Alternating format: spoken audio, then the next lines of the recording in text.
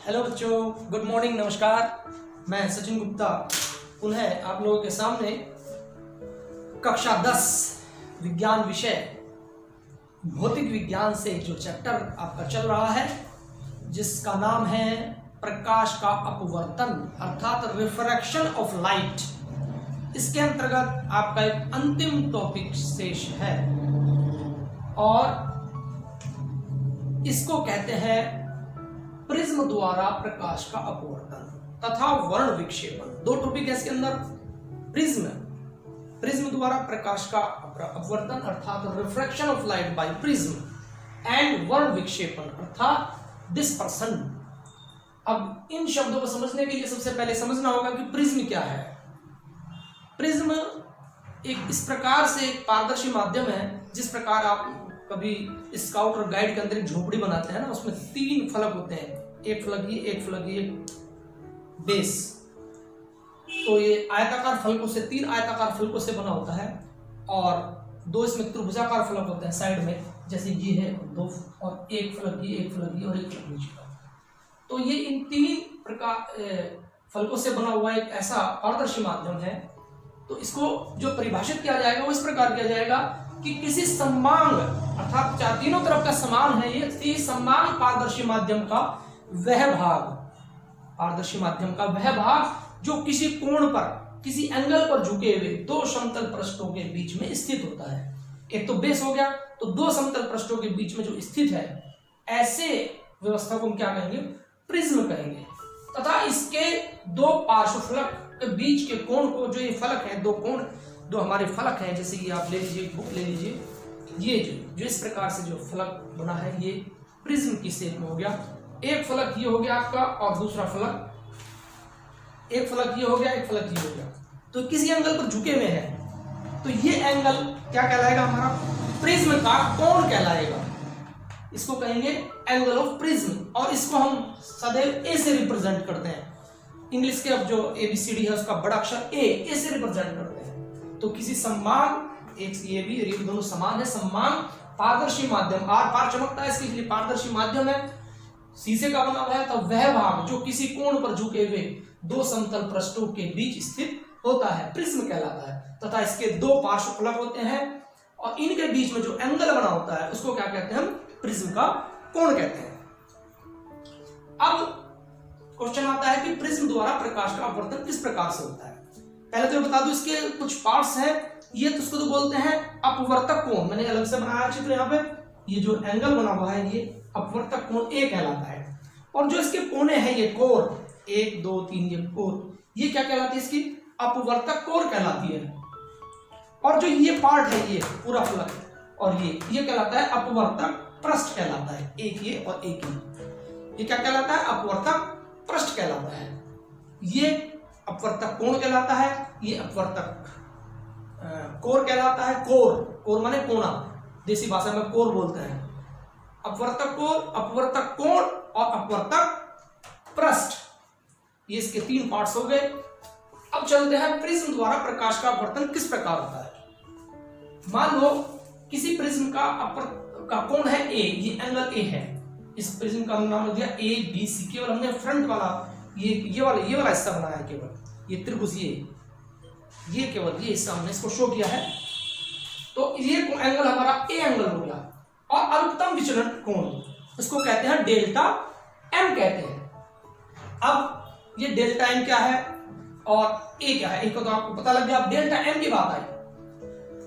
अब जब प्रकाश की किरण इस प्रिज्म से ऐसे टकराएगी, कोई श्वेत प्रकाश की किरण आई और इस प्रिज्म के फलक से टकराई, टकराने के बाद फलक से टकराई ये गई और ये अब हवा वाले माध्यम से कांच के अंदर जाएगा।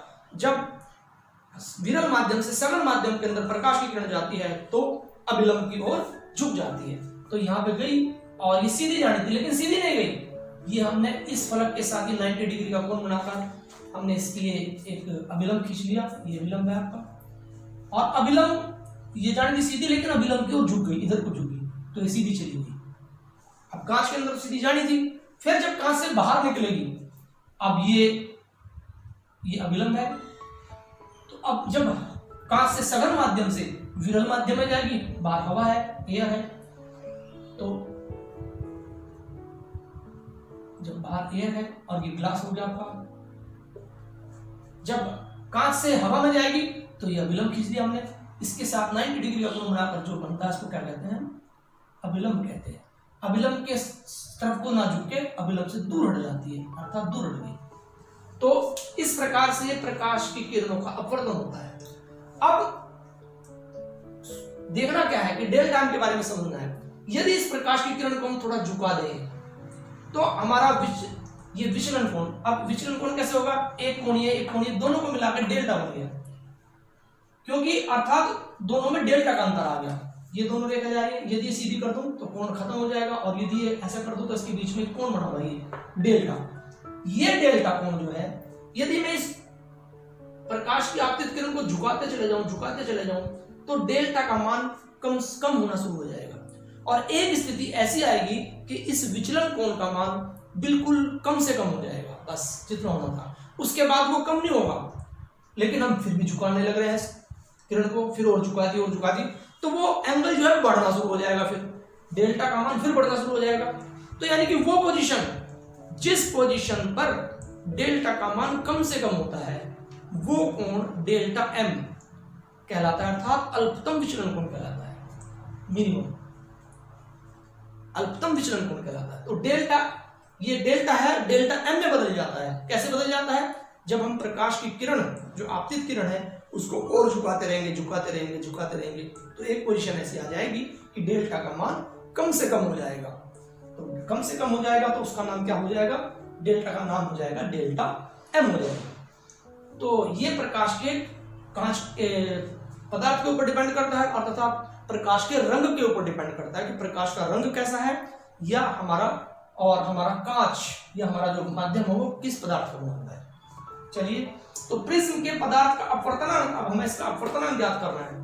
जब इसका अपवर्तनांक ज्ञात करेंगे, इसका मतलब n बोलेंगे, हम इसको ANG भी बोल सकते हैं, लेकिन यदि हमने डायरेक्ट n लिखा है तो भी इसका मतलब यह है कि कांच का अपवर्तनांक, अर्थात प्रिज्म का अपवर्तनांक। ANP भी लिख सकते हैं, ये पता नहीं कैसे कांच है, कितना सघन है, कितना विरल है, कितना ज्यादा सघन है, किस प्रकार का कांच है, तो उसको डायरेक्ट हम n भी लिख सकते हैं। तो n इज इक्वल टू, ये आपका डायरेक्ट फॉर्मूला, आप लोगों को ये याद करना है, इसका सिद्ध करना आपके कोर्स में नहीं है। ये जब कक्षा 12 में आप लोग जाओगे तो उसको सिद्ध भी करके बताया जाएगा, इसका सिद्ध करना लंबा है, लेकिन इस कक्षा 10 के अंदर इसकी ज्यादा आवश्यकता नहीं पड़ती, केवल जब न्यूमेरिकल निकालते हैं उस वक्त जरूरत पड़ती है। इसलिए इसका डायरेक्ट एक केवल सूत्र है, n is equal to sine a plus delta m बटे 2 और बटे साइन a बटे 2, क्योंकि आप लोग जानते हो तो n का मान कितना होता है, n बराबर होता है साइन i बटे साइन r होता है, ये आप लोग जानते हैं। लेकिन i की जगह क्या लिख दिया इसमें, i की जगह लिख दिया a प्लस डेल्टा m बटे 2। आपको ध्यान रखना है i के स्थान पे क्या रख दिया, a प्लस डेल्टा m बटे 2, और r के स्थान पे क्या रख दिया, a बटे 2, बस दैट्स ऑल, ये ध्यान रखना है। तो sine a plus delta m बटे 2 और साइन a बटे 2, जहां a प्रिज्म का कोण है, सबको पता है, यानी कि ये दो फलक इस एंगल पर झुके हुए हैं a पर। डेल्टा m अल्पतम विचलन कोण है, प्रत्येक पदार्थ का प्रत्येक रंग के लिए अल्पतम विचलन कोण का मान भी अलग अलग होता है, वो आपको न्यूमेरिकल के अंदर दिया गया होगा, या तो डेल्टा m का मान दिया गया होगा और a का मान पूछा गया होगा, या a का मान दिया गया होगा, डेल्टा m का मान पूछा गया होगा। ये तीन चीजें इसके अंदर, n, a और डेल्टा m, किन्हीं दो के मान दिए गए होंगे और तीसरे का मान पूछा जाएगा। तो आप लोग आसानी से इस सूत्र के अंदर भी मान रखकर उसको आराम से निकाल सकते हैं। तो क्लियर है प्रिज्म द्वारा प्रकाश का अपवर्तन किस प्रकार हुआ। अब इसी का एक तीसरा टॉपिक इसी के अंदर है, बहुत छोटा सा है, ज्यादा कुछ बड़ा नहीं है, ये आप कक्षा 6 से पढ़ते आ रहे होंगे कि वर्ण विक्षेपण अर्थात डिस्पर्सन क्या है। सर आइजक न्यूटन हुए हैं, सन 1666 ईस्वी में उन्होंने बताया कि जब प्रिज्म द्वारा श्वेत प्रकाश की किरणों को 7 रंगों में विभाजित करना, जब श्वेत प्रकाश की किरण प्रिज्म के ऊपर पड़ती है तो उस किरण को, श्वेत प्रकाश की किरण को 7 रंगों में विभाजित कर देती है। इस प्रकार श्वेत प्रकाश का अपने अवयवी रंगों में विभाजित होना ही वर्ण विक्षेपण कहलाता है। अवयवी रंग का मतलब क्या है, अर्थात वो श्वेत प्रकाश किन किन रंगों से मिलकर बना है, उन अवयवों में उनको डिवाइड कर देना, बांट देना, उनको अलग अलग शो कर देना। जब पर्दे पर देखेंगे तो अलग अलग चमकेंगे हम। तो इस क्रिया को हम क्या कहलाते हैं, इस क्रिया को कहते हैं वर्ण विक्षेपण अर्थात डिस्पर्सन कहते हैं। जब पुनः सुन लीजिए, जब प्रकाश की किरण प्रिज्म के अंदर से गुजारी जाती है तो वो प्रिज्म उन 7 रंगों को अलग अलग विभक्त करके हम लोगों को दिखा देता है, और इस क्रिया को क्या कहते हैं, वर्ण विक्षेपण कहते हैं, डिस्पर्सन कहते हैं। अधिकतर आप लोगों ने इस प्रकार के उदाहरण देखे भी होंगे। बरसात के दिनों में आपके सामने वो आता है, क्या बोलते हैं उसको, इंद्रधनुष बनता है बादलों के अंदर, तो उसके अंदर भी आपको 7 रंग अलग अलग दिखाई देते हैं। वो बारिश की बूंदों के अंदर को प्रकाश की किरण जाती है, वो बारिश की बूंदें प्रिज्म का रूप धारण कर लेती हैं। इसीलिए हमको जो आकाश में जो इंद्रधनुष दिखाई देता है वो 7 रंगों में विभाजित दिखाई देता है। तो अब विभाजित होने की वर्ण विक्षेपण कहलाता है, जो नीचे से ऊपर की ओर विशेष क्रम में होता है। अब रंगों का क्रम भी फिक्स होता है, ये नहीं हम कोई सा भी रंग कहीं भी लगा दें, रंगों का क्रम बिल्कुल फिक्स होगा। और उसको याद रखने के लिए बिल्कुल सिंपल सी बात है, एक अंग्रेजी का शब्द याद रख लीजिए, विग्योर, इसके द्वारा इसको याद रखा जा सकता है। अब इसका क्रम जो है नीचे से ऊपर की ओर चलेगा, ऊपर से नीचे की नहीं होगा, नीचे से ऊपर की ओर, VIBGYOR अर्थात विग्योर। प्रत्येक अक्षर, ये शॉर्ट नेम लिखा हुआ है, प्रत्येक अक्षर की अपनी अपनी नाम है। V मीन्स होता है वायलेट अर्थात बैंगनी, V मीन्स वायलेट बैंगनी। I फॉर इंडिगो अर्थात आसमानी। नंबर 3 ऊपर चलते जाइए, B ब्लू, B से ब्लू होगा अर्थात नीला रंग। G फॉर ग्रीन अर्थात हरा रंग। Y फॉर येलो अर्थात पीला रंग। O फॉर ऑरेंज अर्थात संतरी रंग, और R फॉर रेड अर्थात लाल रंग। ये 7 रंग इसी क्रम में ऊपर नीचे से ऊपर की ओर इसी क्रम में रहेंगे, इसका क्रम कभी भी चेंज नहीं हो सकता है। और इस बात से हमको बिल्कुल डायरेक्ट पता लग रहा है, ये प्रकाश की किरण अर्थात बैंगनी रंग का वर्ण विक्षेपण सबसे अधिक होता है। बैंगनी रंग का सबसे ज्यादा मुड़ता, बैंगनी रंग सबसे ज्यादा मुड़ता है, इसलिए बैंगनी रंग का वर्ण विक्षेपण सबसे अधिक होता है। और लाल रंग का वर्ण विक्षेपण सबसे कम होता है, सबसे कम मुड़ता है। तो ये आपका वर्ण विक्षेपण हो गया। प्रिज्म क्या है, प्रिज्म द्वारा प्रकाश का अपवर्तन क्या है, हमारी अपवर्तक कोण क्या है, अपवर्तन कोण क्या है, अपवर्तक पृष्ठ क्या है, ये सब बातें मैंने आप लोगों को बड़ी विस्तार में बताने का प्रयास किया। और मेरे हिसाब से अभी इसमें कुछ नहीं रहा, यदि कुछ रहा होगा तो मैं अगली क्लास में आप लोगों को बता दूंगा। तो ठीक है बच्चों, अपना कार्य प्रतिदिन समय से अपनी कॉपी पर करते रहे, उसको याद करते रहे, तो काम इकट्ठा नहीं होगा और हम लोगों की मेहनत भी सार्थक होगी। ठीक है बच्चों, इन्हीं शब्दों के साथ मैं अपनी वाणी को विराम देता हूं। धन्यवाद। जय हिंद, जय भारत।